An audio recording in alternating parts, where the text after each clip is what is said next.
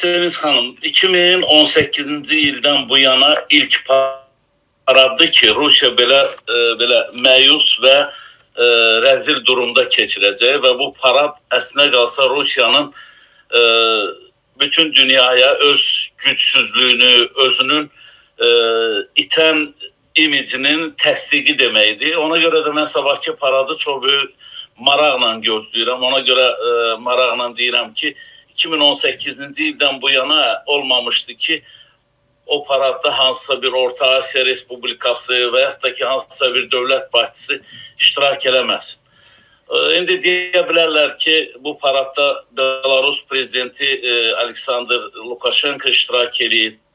Siyahıya baxın Sevinç xanım, bu dəvəki parada deməli qondarma qurumların rəhbərləri, Abxaziyanın rəhbəri, Cənubi Osetiya rəhbəri, Belarusiyadır, Laos, Fico'dur, deməli indi hərçən ki baxaq görək bu sözünün üstündə durur ya yox. Çünki bilirsiniz ki İrəvanda keçirilən görüşdə Robert Fico Ukrayna prezidenti ilə danışıqlar zamanı bəyan elədi ki, o Moskvaya sadəcə olaraq Putinlə bəzi iqtisadi siyasi məsələləri müzakirə üçün gedir. Parada qatılmaq niyyəti yoxdur.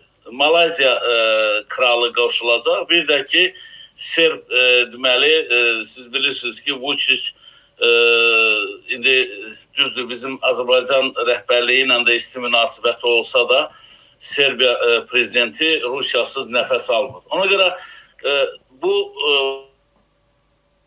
sabah bir belə deyək, hələ bilinmir Sevinç xanım, o paradın baş tutmayacağı. Çünki bunlar özlərini çox ağıllı sayırlar. Sən ilin deməli 11 ayın 11 ay 28 gün sən bir xalqın başına raketlər, dronlar yağdı.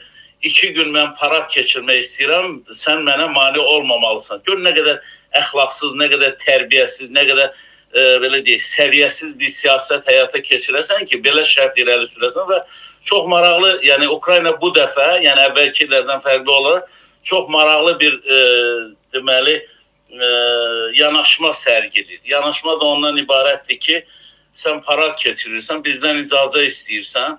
Necə olur ki, sən mənim şəhərlərimi, kəndlərimi bombalayırsan, səhər saatlarında da yəqin ki, siz xəbərlərə baxdınız, biz adətən sizlə yəni hər səhərimiz digər tamaşaçılardan, izləyicilərdən fərqli olaraq bütün xəbərləri incələyirik. Yenə də hətta belə imitasiya xarakterli bir atəşkəs də həyata keçirmir. Bu, deməli, Ukraynanın şəhər və kəndlərini yenidən atəşə tutub, Ukraynanın deməli vətəndaşlarından ölənlər var, yaralananlar var.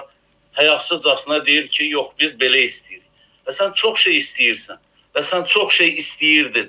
Bunlar hələ də dərk edə bilmirlər ki, Sevinç xanım, bu sabahki rüsvayçı, tragikomik, mən sizdən və tamaşaçılardan üzr istəyirəm, pornografik parad, buna parad deməzlər. Paradın elementləri olur. Bilirsiniz necədir? Putinin başı o qədər qaçıb ki, mən bu sözü çəkinmədən deyirəm. Bu fikirləşir ki, əgər mən müharibəyə xüsusi hərbi əməliyyat deyirəmsə, mən deməli Ukraynanı dövlət saymıramsa, yerdə qalanların nə bilim özümdən aşağı sort, nə bilim növ insan sayıramsa, mən nə istəsəm azaq elə deyil. Siz bilirsiniz ki, bugündən bizim qonşu Ermənistanda da prezident deyəndə, yəni dövlət başçısı, yəni parlament seçkilərinə start verildi və dünəndən Rusiya mediası Ermənistanla bağlı nifrin püskürür. Sevinç xanım, dəyərli izləyicilər. Baxın, deməli, Ermənistanın Rusiyadakı səfirini çağırıblar. Dünən baxıram, görəm yarı ayıq vəziyyətində olan o Alkaqaliçka Zaxarova deyir ki, belə onun videosunu sadəcə izləmək lazımdır. Və dostlar, həftə sonu zövq almaq istəyirlərsə, bu Alkaşkanın deməli açıqlamasına baxın. Deyir, siz Ermənistanı deməli nədə günahlandırırlar? Bir başqa ölkəni, yəni Zelenski gəlib Avropa tədbirinə orada Rusiyanı hədəliyir, Rusiyanın paradına rişxənd edir. Siz niyə onun ağzını yummadınız, ona cavab vermədiniz? Adama deyərlər ki, başa düşmə, bu Avropanın tədbiridir.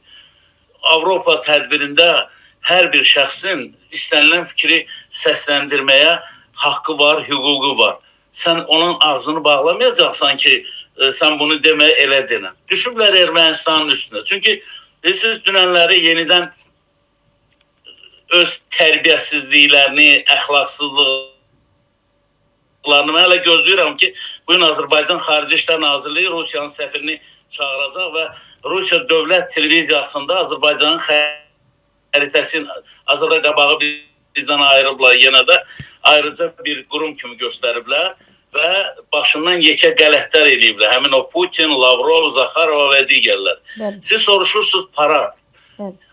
Özünə hörmət edən adam onların o paradına niyə qatılmalıdır və ümumiyyətlə, yəni sən bu paradla nəyi demək istəyirsən? Əgər sən 41-45-i nəzərdə tutursansa, sənin orada iştirakın digər ölkələrin iştirakından zərrə qədər də çox olmuyor.